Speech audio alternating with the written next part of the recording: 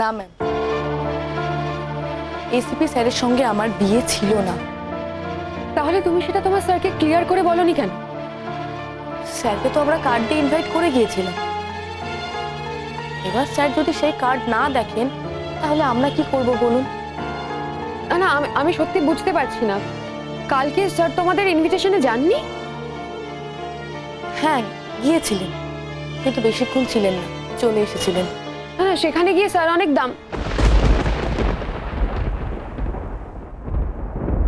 দামি দামি গয়না উপহার দিয়েছেন তো নাকি? ম্যাম স্যার তো ওরমই মানুষ, দিল দরিয়া দরাজ। উনি কি আর ছোটখাটো জিনিস নিয়ে যেতে পারেন? হ্যাঁ, উনি অনেক গয়না নিয়ে গিয়েছিলেন।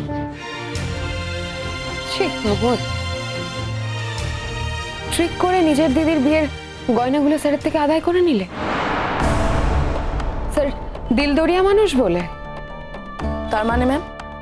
বুঝতে পারছো না? না তার মানে তোমার দিদির বিয়েতে তোমার স্যারের কি অত দামি দামি গয়না দেওয়ার কথা মোহর?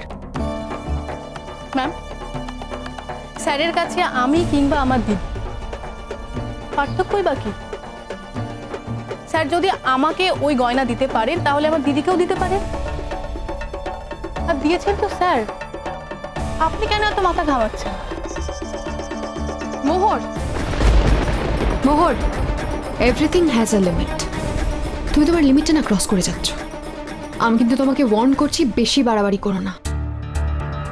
আমি ঠিক বুঝলাম না ম্যাম, ঠিক কোথায় কোথায় আমি লিমিটটা ক্রস করছি?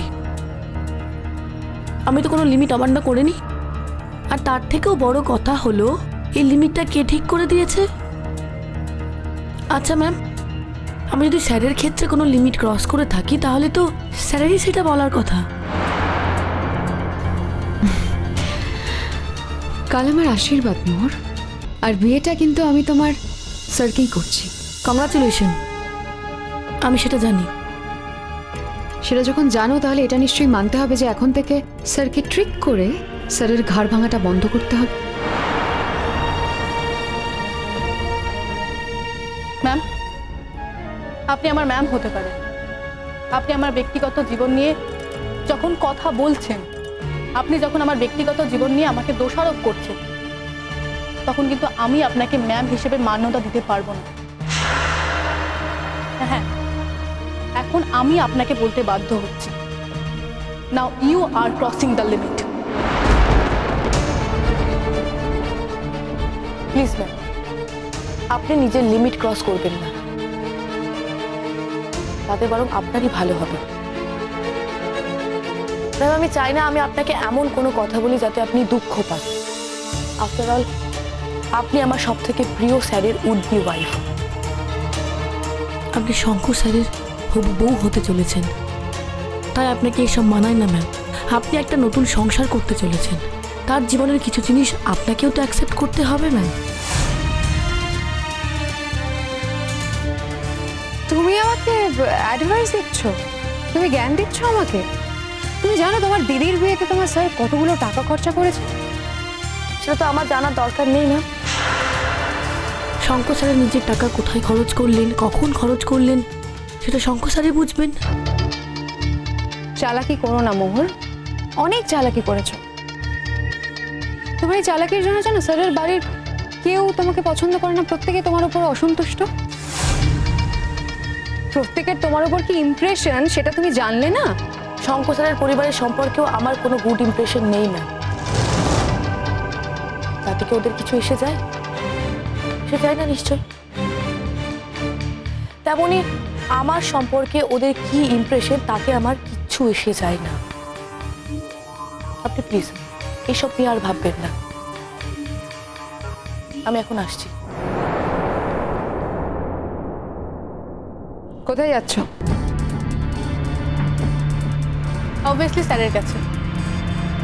ভাই দরকার আছে। তোমার স্যারের চেম্বারে যাওয়ার কি দরকার বলো তো? এত এত স্টুডেন্ট, তাদের তো কোনো প্রয়োজন পড়ে না, তোমার এত কিসের দরকার পড়ে? Answer me. সেই আনসার দিতে আমি আপনাকে বাধ্য নই ম্যাম। আর সেটা প্রশ্ন করার ঔদ্ধত্য আপনার থাকা উচিত নয়। এবার দেখছেন তো আপনি বারবার লিমিট ক্রস করছেন। আমি স্যারের কাছে কেন যাচ্ছি কেন যাব না সেটা নিয়ে মাথা ঘামানোর আপনি কে? আচ্ছা আমাকে একটা কথা বলুন তো, এমন কোথায় লেখা আছে যে কোনো প্রয়োজনীয় আর অপ্রয়োজনীয় আমি স্যারের কাছে যেতে পারবো না? স্পর্ধা দেখিও না মোহর, অলরেডি অনেক স্পর্ধা দেখিয়ে ফেলেছ। আমি যদি চেষ্টা করি তোমার মতো মেয়েকে ঠান্ডা করতে না, আমার বেশি সময় কিন্তু লাগবে না। তাহলে বরং তাই করুন ম্যাম। আরেকটা আপনাকে কথা বলি, নিজেকে না এত নিচে নামাবেন না, আপনাকে এটা মানায় না ম্যাম।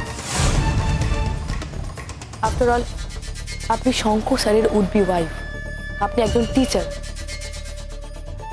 আপনি একজন টিচার হয়ে একজন স্টুডেন্টের সঙ্গে যে ভাষায় কথা বলছেন, কোনো টিচার তার স্টুডেন্টের সঙ্গে এই ভাষায় কথা বলে না ম্যাম। আপনি নিজেকে সংযত করুন ম্যাম। আমি কিন্তু আমার বন্ধুদের জানাইনি, আমি যদি তাদের জানাই যে একজন টিচার আমার সঙ্গে ঠিক কি ভাষায় কথা বলে, তাহলে কিন্তু আবার একটা নতুন করে আন্দোলন শুরু হবে। আমি সেটা চাই না। ভয় দেখাচ্ছ তুমি ওকে? ভয় দেখাচ্ছ? না ম্যাম, আমি ভয় দেখাচ্ছি না, যা হতে পারে শুধু সেটা বললাম। ম্যাম আপনার নতুন চাকরি, সমস্ত স্টুডেন্টরা মিলে যদি আপনাকে বয়কট করে, তাহলে কিন্তু আপনার ম্যানেজমেন্টও আপনার ক্ষেত্রে কিছু করতে পারবেন না। হ্যাঁ, তারা শুধু এইটুকুই করতে পারে, যেহেতু আপনি তাদের বাড়ির হবু বউ, আপনাকে বসিয়ে বসিয়ে খাওয়াবে। কিন্তু একজন টিচার হয়ে স্বধর্ম থেকে সরে গিয়ে আপনি বসে বসে টাকা নিতে পারবেন ম্যাম? আপনার কি সেটা ভালো লাগবে? ভয় দেখাচ্ছ না মোহর আমাকে? ভয় দেখাচ্ছ? আচ্ছা তোমার কি মনে হয় বলো তো, মানে এই কলেজে তোমাকে সাপোর্ট করার, তোমার হয়ে কথা বলার অনেকে আছে, আর আমার হয়ে কথা বলার কেউ নেই? ভুল ভাবছো মোহর তুমি। Now you will face the consequences. আমি তোমাকে দেখে নেব মোহর। পারবেন না ম্যাম, আপনি আমার কিচ্ছু করতে পারবেন না, কারণ আনপার্লামেন্টারি আমি কিছু করেই নি। আপনি করেছেন, আপনি তখন থেকে করে যাচ্ছেন।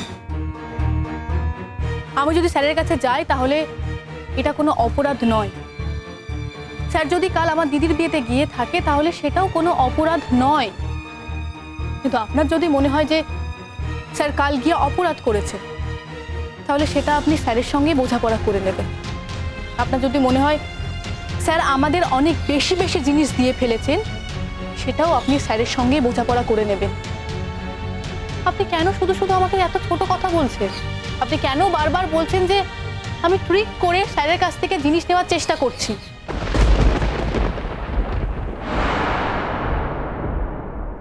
ম্যাম আপনি যা যা বললেন সেইগুলো প্রমাণ করতে পারবেন তো? আপনার কি সেই ক্ষমতা আছে? আমি স্যারের কাছে গিয়ে সমস্ত কথা বলতে পারবো, আপনি পারবেন? তাহলে চলুন, আসুন আমার সঙ্গে, আমরা একসঙ্গে দুজনে স্যারের সঙ্গে কথা বলি। তাহলেই প্রমাণ হয়ে যাবে আমি স্যারের কাছে ট্রিক করে গয়না আদায় করেছি কি করে। আপনি তো এটাই জানতে চান, তাই না? আর তখনই আপনি আপনার উত্তর পেয়ে যাবেন। সাবধানে থেকো মোহর, একটা কথাই বলবো, সাবধানের মার নেই। ম্যাম আমিও আপনাকে একটা কথা বলছি, যে মার খায় তারা কিন্তু সাবধানতা থাকে না। মানে সাবধানের যেমন মান নেই, তেমন মানেরও কিন্তু সাবধান নেই ম্যাম।